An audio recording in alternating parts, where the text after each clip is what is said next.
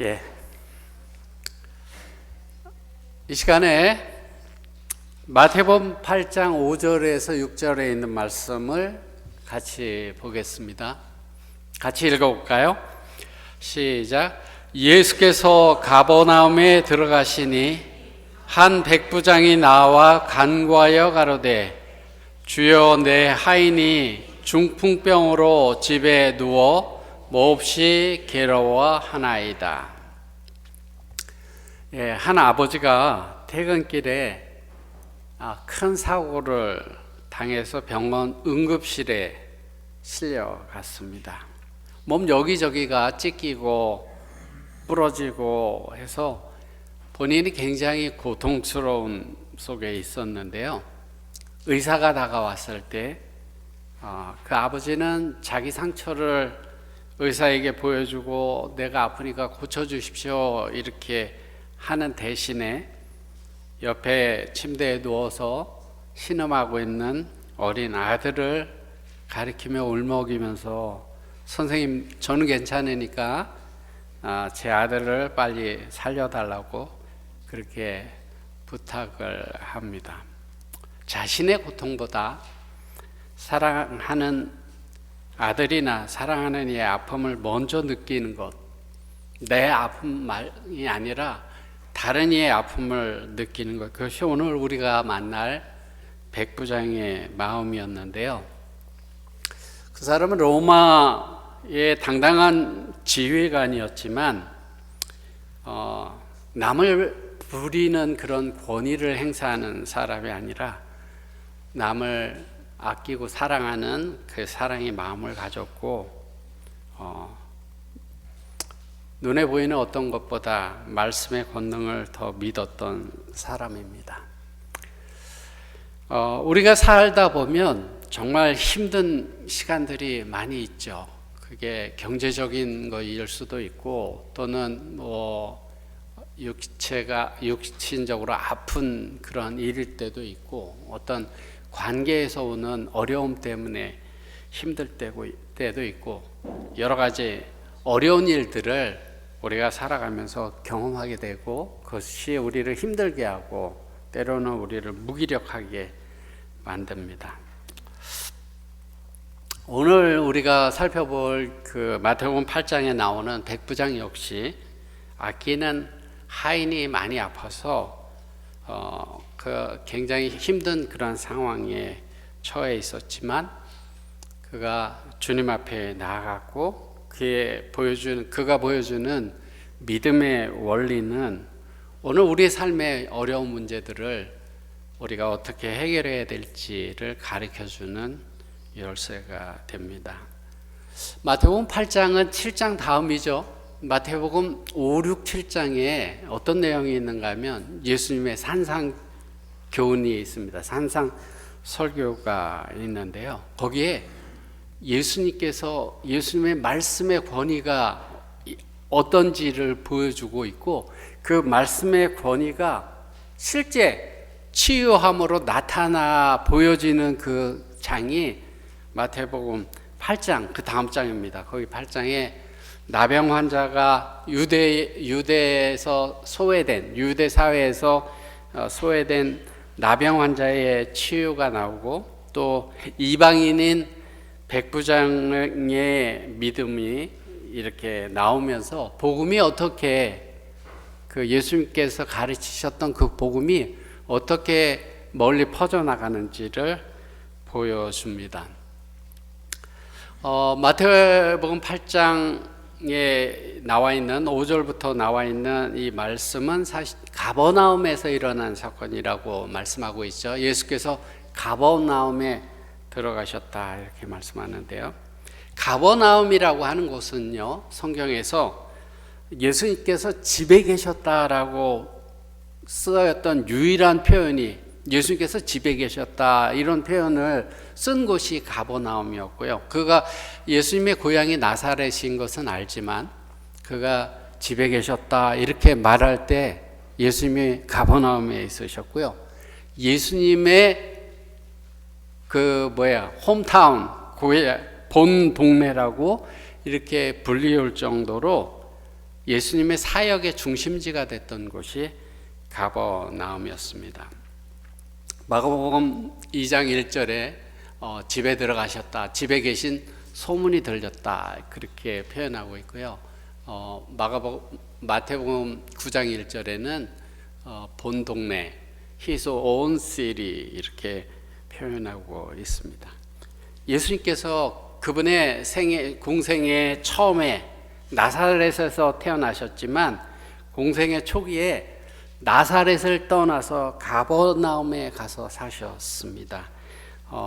그래서 마태복음 4장 13절에는요, 나사렛을 떠나 스불론과 납달리 지경 해변에 있는 가버나움에 가서 사시니, 이렇게 묘사하고 있습니다. 그러니까는 예수님께서 고향은 나사렛이었지만 가버나움에 가서 오랜 시간을 보내셨어요. 이곳이, 가버나움이라고 하는 곳이 산상수훈을 가르쳤던 곳이 가까이 있어요. 그 가버나움에서 이렇게 보이는 그 언덕 위에서 예수님께서 산상수훈을 가르치셨고요.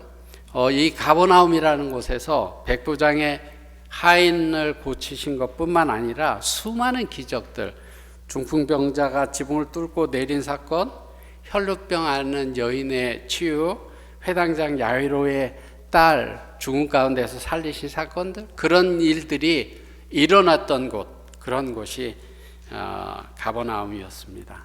가버나움은 그 갈릴리 호수의 저 북쪽에 있어요. 갈릴리 호수의 북쪽에 있고, 옆에 지금 사진을 하나 띄워놨는데요.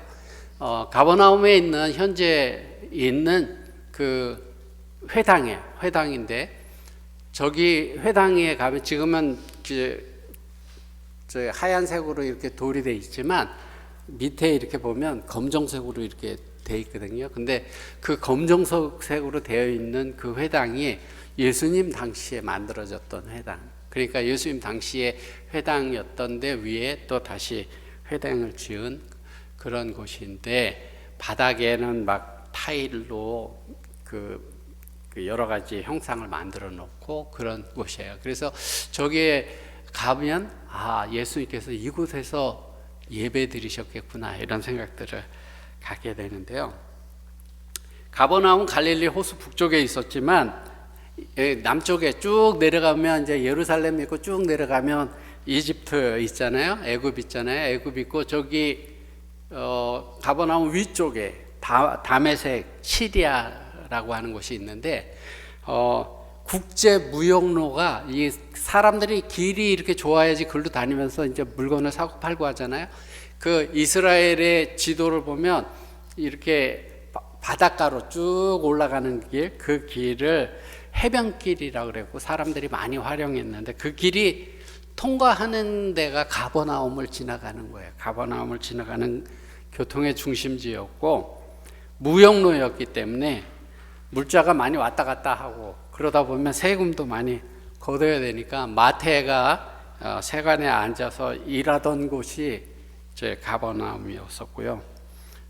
그 국경 근처였기 때문에 군인들이 주둔하고 그랬던 곳이 이제 가버나움이었습니다. 그리고 베드로, 안드레, 야고보, 요한, 그 성경에 나와 있는 예수님의 유명한 제자들이 어부로서의 삶의 터전이었던 곳이 그 가버나움이었습니다. 꽤 발전된 번성한 그러한 도시였고요. 이곳에서 예수님께서 로마 백부장을 만나고 대화하고 이루어지는 내용들이 기록된 것이 마태복음 8장 5절로 13절에 기록되어져 있는데요. 물론 누가복음에도 있고 다른 성경에도 기록되어 있지만 제가 오늘 마태복음에 있는 내용의 말씀으로 말씀을 나누려고 합니다. 당시 로마 사회에서는 하인, 종, 노예는 인격체가 아니라고 생각했습니다. 주인의 재산이나 도구로 여겨졌어요. 그러면 안 되지만 그랬습니다. 그래서 당시에 노예나 종에 대해서 철학 체계에 노예에 대해서 이렇게 규정하고 묘사하고 있는데요. 생명이 없는 물건에 대해서는 우정도 정의도 있을 수 없다. 실로 말이나 소에게도 그러하며 노예를 향해서도 우정이나 정의는 있을 수 없다. 주인과 노예는 아무런 관계도 없다. 도구가 생명이 없는 노예인 것 똑같이 노예는 살아있는 도구이다. 그렇게 그 하인이나 노예 그런 사람들을 그렇게 정의하고 그렇게 취급했습니다. 그러니까 사람을 물건 취급한 거예요. 백부장은 그 노예 취급하던 그런 시대적인 배경하에서 하인을 사랑의 대상으로 생각하고 그의 아픔을 자기의 아픔처럼 아파하고 있었습니다. 그는 권세를 가지고 있었던 로마 군대의 지휘관이었지만 하인을 그 아주 귀한 인격체로 아끼고 그를 사랑하는 따뜻한 인성을 소유한 사람으로 성경은 묘사하고 있습니다. 다른 비교할 수 없을 정도로 아름다운 모습인데요. 이렇게 좀 사람을 사랑하는 그 따뜻한 인성을 우리가 좀 가지면 좋겠다, 이런 생각들을 이 백부장에 대해서 말씀을 준비하면서 그런 생각들을 갖게 됩니다. 그래서 시대의 소망에 뭐라고 말씀하고 있는가 하면, 백부장의 하인은 죽음 직전에 놓여 있었다고 그렇게 설명합니다.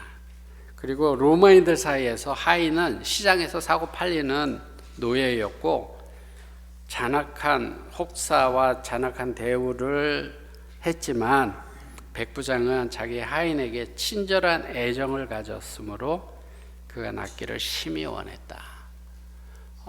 세상 사람들이 다 물건 취급하던 그 시대에 이 백부장은 정말 같은 동료처럼 아끼고 사랑하는 그런 마음을 가지고 있었다라고 하는 거예요. 그래서 백부장의 하인이 나음을 입을 수 있었던 때는 그를 향한 백부장이 사랑이 있었기 때문에 그게 가능한 일이었다.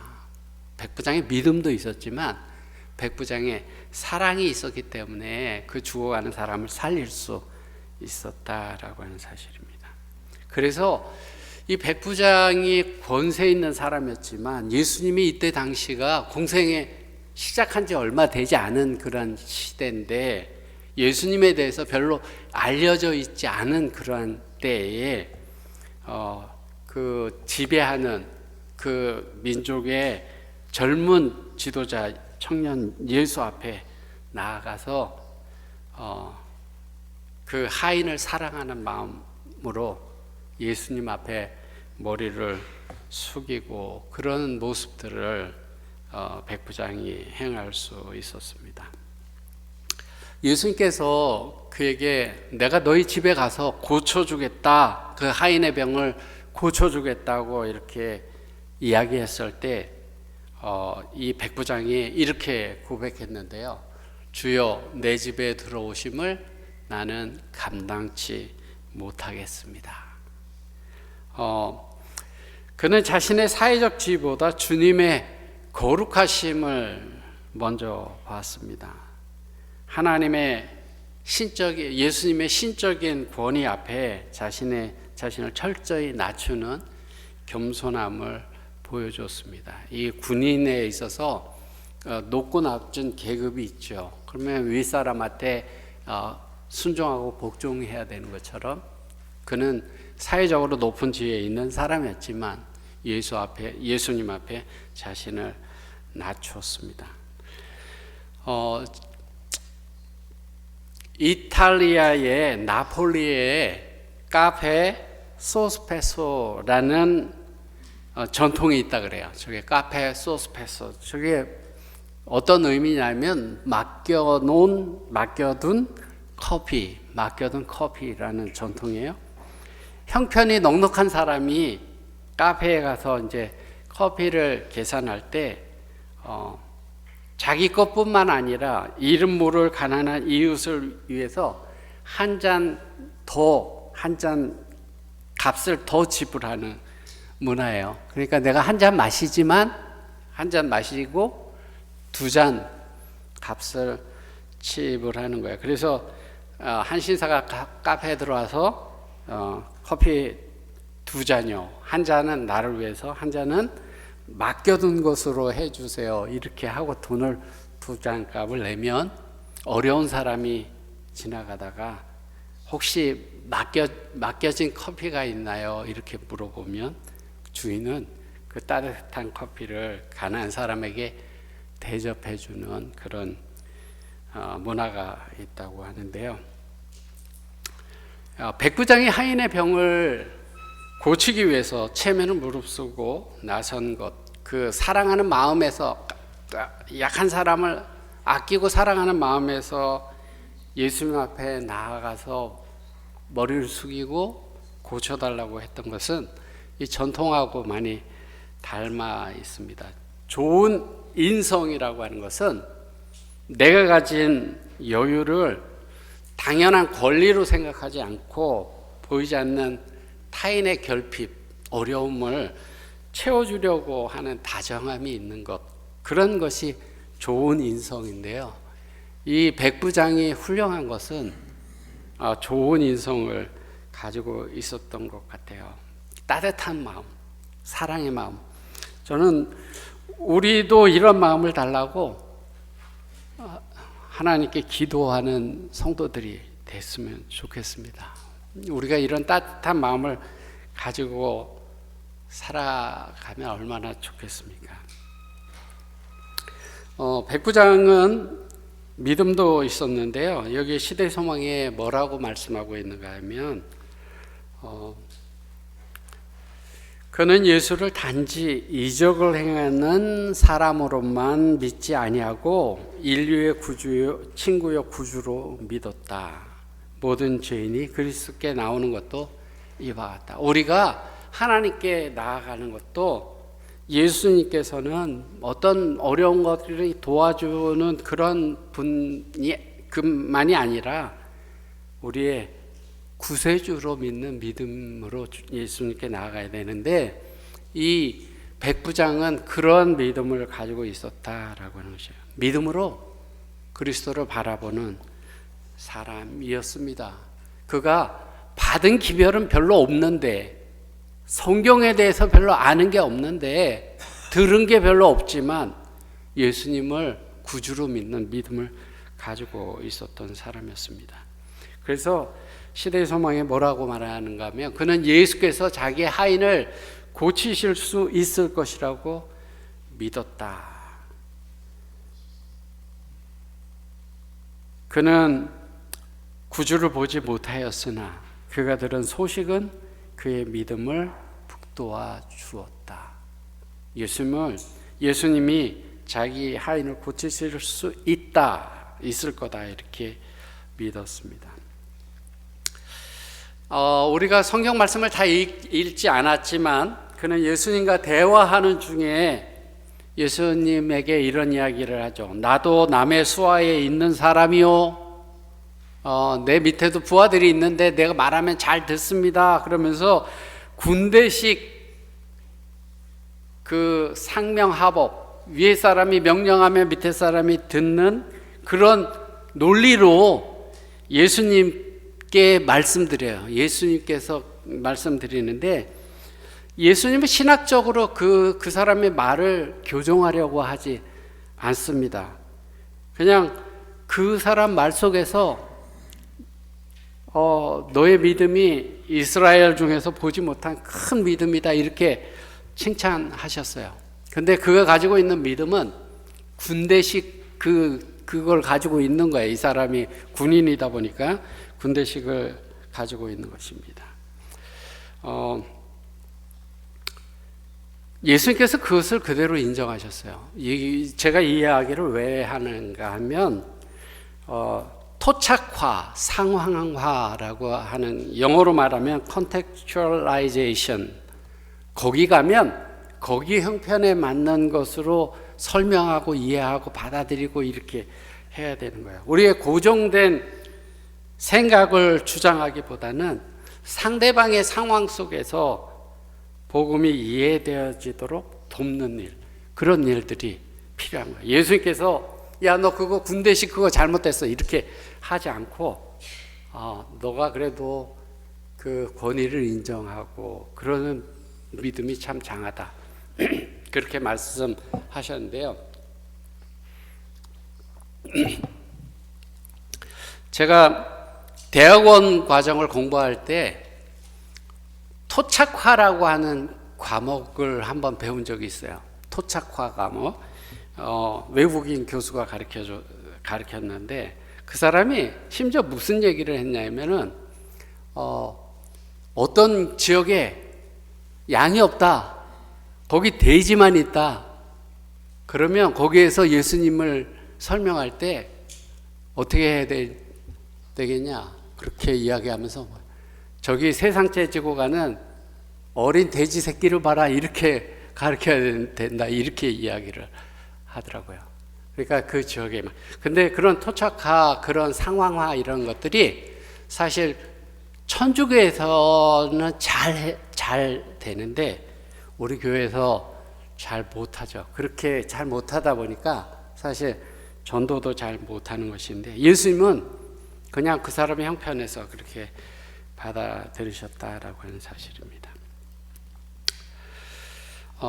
그는 그 예수님의 말씀의 능력과 권위를 인정하는 믿음을 가진 사람이었어요. 그래서 시대의 소망을 쭉 읽어보면 유대인들은 예수님에 대해서 어릴 때부터 배워왔고 많은 가르침을 받았지만 예수님께서 정작 오셨을 때 그 빛을 거절하고 예수님에게서 흠모할 만한 메시아다라고 하는 것을 찾지 못했지만 이 이방인 군인은 그가 배운 것도 전혀 다르고 그랬지만 거기에서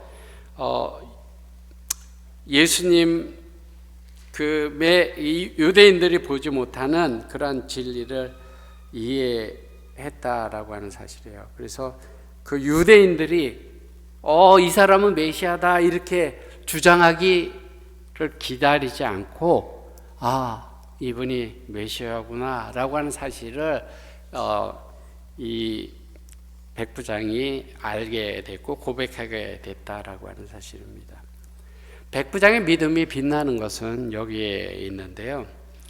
예수님은 공간의 제약을 뛰어넘는 권세를 가지신 분이시다라고 하는 사실을 믿고 있었습니다.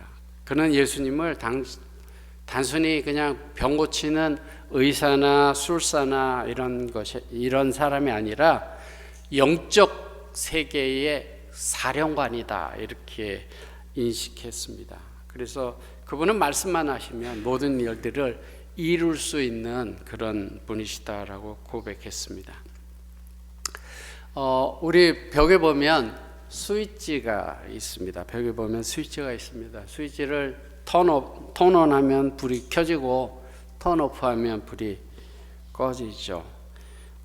눈에 보이지는 않지만 전기가 발전소에서부터 전기줄로 이렇게 연결돼서 여기까지 연결되어 있는 것을 의심하는 사람이 없습니다. 전선이 보이지 않아도 벽 속에 숨어 있어도 스위치를 올리면 불이 들어오고 내리면 불이 꺼진다라고 하는 것을 우리가 당연히 믿고 하죠.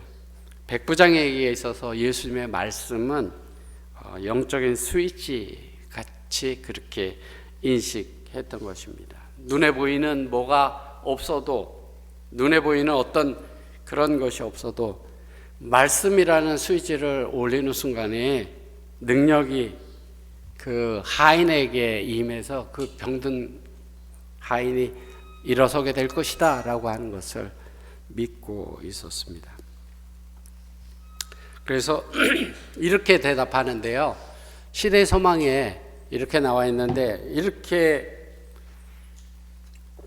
백부장이 이야기를 하는 겁니다. 내가 로마의 권세를 대표하고 나의 군사들이 내 권위를 최상으로 인정하는 것과 같이 당신께서는 무한하신 하나님의 권세를 대표하심으로 모든 피조물이 당신의 말씀을 순종할 것입니다. 당신께서는 질병한테 나가라고 명하실 수 있으며 그 병이 당신의 말씀에 순종할 것입니다. 당신께서는 당신의 하늘 사자 천사들을 부르실 수 있사오니 저들은 치유하는 능력을 줄 것입니다. 말씀만 하십시오. 그러면 나의 종이 나을 것입니다.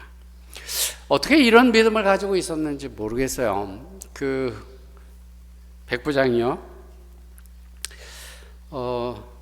그는 이방인이었음에도 불구하고 유대 사회에서 일어나는 작은 움직임, 작은 변화에 귀 기울였고 예수님이 유대인의 단순한 라비가 아니라 주님이다라고 하는 사실을 인정했습니다. 그는 자신이 가진 종교가 있었겠지만 자신이 가지고 있는 종교적 배경의 틀에 갇혀 있지 않고 유연하고 열린 성품으로 그의 믿음을 표현했습니다.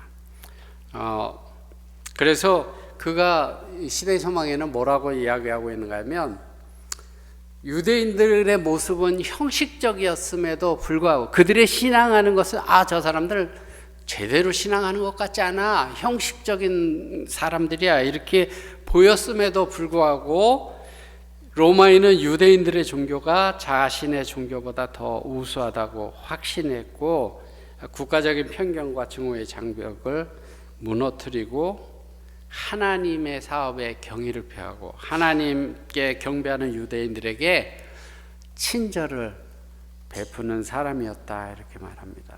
누가복음에 보면 유대인들이요, 유대 지도자들이 예수님 앞에 나와서 이렇게 이야기를 합니다. 간절히 구하오니 이 사람이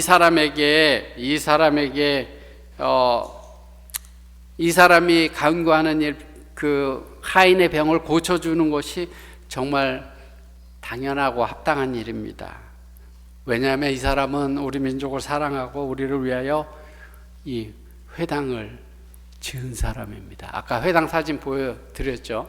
그런 비슷한 그런 일을 한 사람이니까 도와주셔야 됩니다. 물론 유대 지도자들이 잘못한 거예요. 어떤 공로를 가지고 하나님께 이야기하는 것은 잘못된 것이지만 이 백부장이 그런 사랑을 베푸는 사람이었다라고 하는 사실이에요. 로마 군인이었지만 유대인의 마음을 얻는 사람이었다. 그가 힘으로가 아니라 좋은 인성으로, 사랑의 마음으로 사람들을 감동시켰던 그런 사람이었다라고 하는 사실입니다. 그래서 디도서에는 뭐라고 말하고 있는가 하면 우리를 구원하시되 우리의 행한 바 의로운 행위로 하지 않는다. 우리가 하나님께 무엇을 행했기 때문에 하나님 해주셔야 됩니다, 이렇게 요청할 수 있는 사람은 아무도 없습니다. 그가 그런 의로운 행위를 했음에도 불구하고 유대인들은 그랬으니까 예수님 들어주셔야 됩니다, 이렇게 이야기를 했지만 그는 어떤 공로를 가지지 아니하고 그저 예수님 앞에 나아갔습니다. 사랑의 행위, 좋은 인격적인 그런 사람이었고 우리가 그런 사람이 돼야 됩니다. 그래서 백부장을 좀 요약해 보면 권위를 가지고 있는 사람이었고 힘이 있는 사람이었지만 약자에게 한없이 따뜻했던 사람이었고 하나님 앞에서는 자신을 한없이 낮출 수 있는 그런 겸손한 사람이었습니다. 그리고 타인의 고통을 나의 고통으로 인식하고 느끼는 공감 능력이 많이 있는 그런 사람이었어요. 남은 어떻든 나는 뭐 이런 사람이 아니라 다른 사람의 아픔과 고통을 내 아픔처럼 느끼는 그런 사람이었고요. 마음으로만 안타까워하지 않고 자기가 직접 발로 뛰어나가서 비용을 지불할 수 있는 실천적인 행동의 사람이었습니다. 성경에 말로만 배부르게 하라 이렇게 하지 말라고 했잖아요. 이 사람이 말로만 사랑하는 사람이 아니라 정말 실천으로 사랑을 행하는 그런 사람이었습니다. 성경은 하나님의 말씀은 우리에게 이렇게 권면합니다. 자녀들아, 우리가 말과 혀로만 사랑하지 말고 행함과 진실함으로 하자. 우리 복음이 말로만 너희에게 이른 것이 아니라 오직 능력과 성령과 큰 확신으로 된 것이다. 오늘 우리가 어떤 사람인가를 되돌아봤으면 좋겠습니다. 정말 말로만이 아니라 행함과 진실함으로 사랑하는 사람, 그런 사람이 되면 좋겠습니다. 인격적으로 남을 생각하고 사랑하고 사는 사람, 참된 신앙을 가진 겸손한 사람, 말씀의 능력과 권위를 인정하는 그런 사람이 됐으면 좋겠습니다. 우리가 그런 사람이 되기 위해서는 하나님께서 그렇게 하라고 하셨으니까 그래야 돼 하는 의무적인 그런 마음을 갖는 것보다는 의미를 생각하는 사람이 됐으면 좋겠습니다. 우리가 우리의 사랑의 마음과 사랑의 행위가 다른 사람에게 어떻게 영향을 끼칠지, 어떤 가치 있는 일인지를 생각하게 된다면 우리가 그 사랑을 할 수가 있죠. 내가 베푼 어떤 것들이 그것이 어떤 영향을 일으키고 죽어가는 사람을 살릴 수 있는 가치 있는 일이라면 누구나 기꺼이 그 일을 하게 되죠. 근데 그 일을 꼭 해야만 된다 이러면 안 할 수도 있겠지만요. 우리의 선한 영향력이 타인의 기쁨과 구원을 연결하는 그런 통로가 됐으면 좋겠습니다.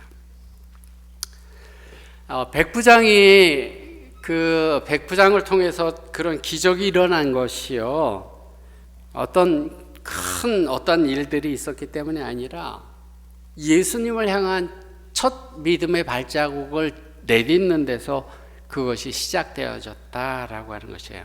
그래서 우리가 어떤 큰 일을 처음부터 딱 시작하려고 하는 것이 아니라 작은 실천이라도 우리가 시작하게 되면 큰 일을 할 수 있도록 하나님께서 이끌어 가시는 것입니다. 그래서 오늘 우리의 마음속에 어떤 결심이 있어야 되냐면 나는 작은 사랑의 실천을 하겠다. 다른 사람에게 친절한 말하고 칭찬하고 용기 주고 그런 거라도 실천하겠다. 그렇게 우리가 결심하고 행한다면 하나님께서 우리를 그런 사람으로 만들어 가게 될 것입니다.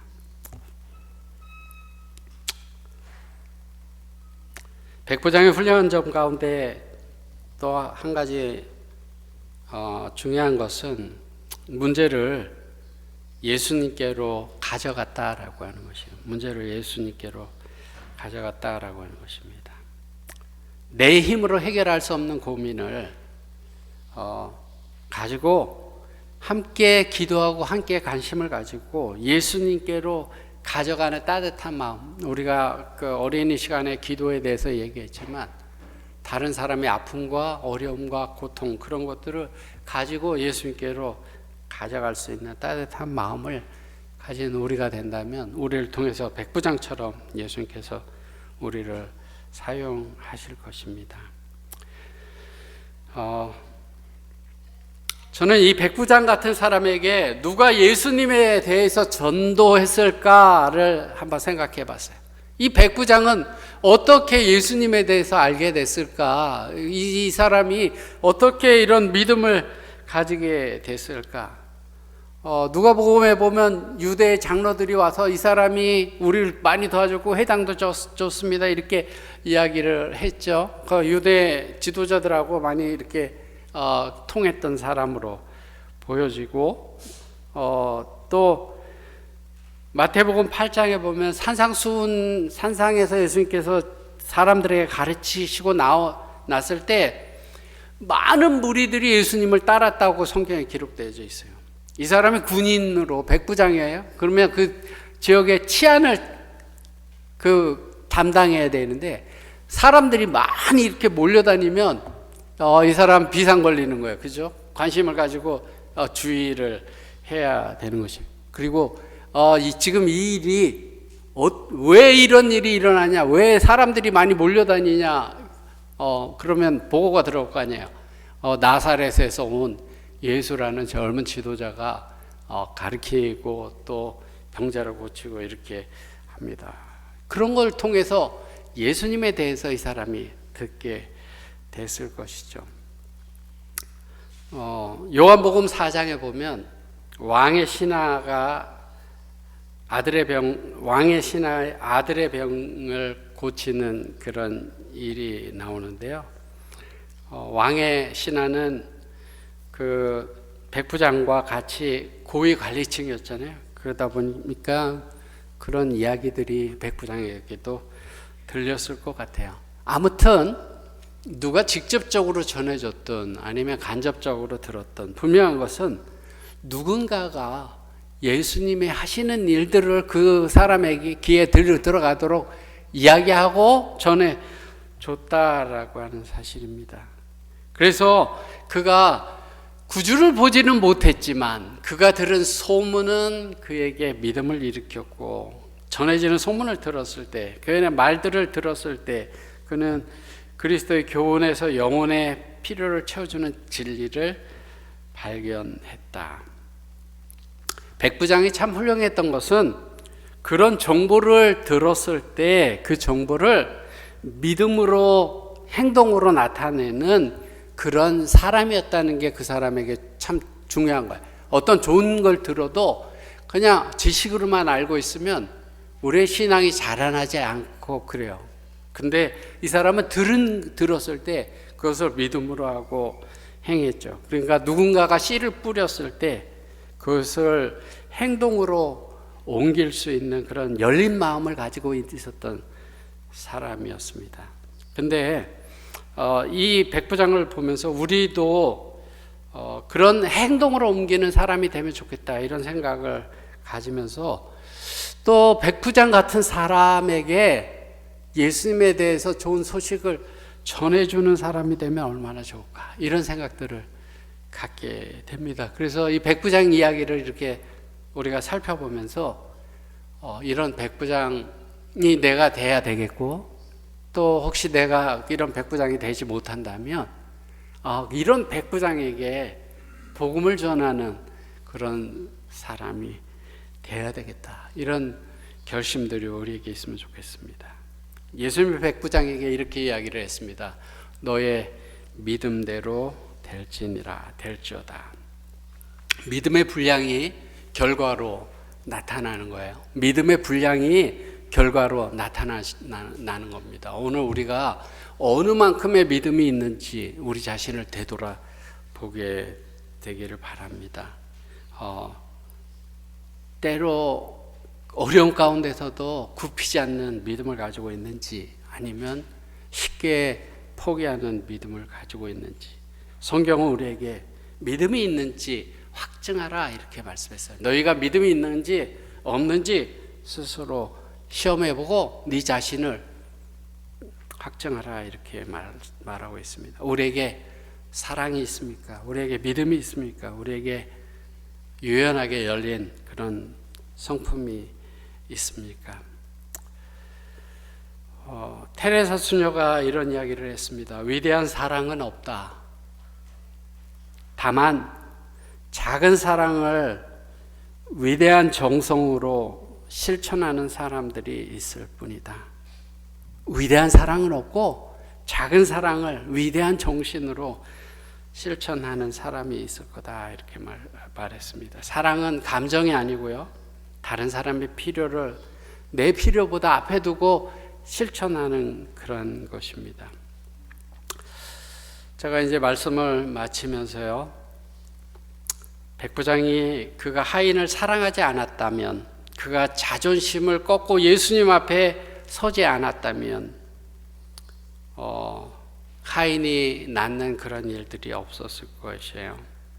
우리 주변에 혹시 이 백부장의 하인처럼 고통받는 사람이 있다면요, 그를 향한 따뜻한 사랑과 관심과 그걸 가지고 나아가는 여러분들의 믿음이 그 사람에게 새로운 역사가 일어나도록 합니다. 여러분들, 저와 여러분들 조금 더 사랑하고 조금 더 굳은 믿음으로 행하는 자 되기를 간절히 바랍니다. 예수님께서 가라 내 믿음대로 될지어다 라고 하는 그 예수님의 음성이 오늘 우리들의 가정과 일터와 자녀들의 삶 속에서, 나의 삶 속에서 그것이 축복이 되기를 바랍니다. 너 믿음대로 될지어다 이렇게 말씀하시는데, 내가 믿음이 없어서 하나님께서 이루실 일이 이루어지지 않는다면 얼마나 불쌍한 사람이 되겠어요. 그래서 내 믿음대로 될지어다 이 말씀이 정말 우리 삶의 축복이 되는 믿음의 사람들이 되기를 바라면서 말씀을 드리겠습니다.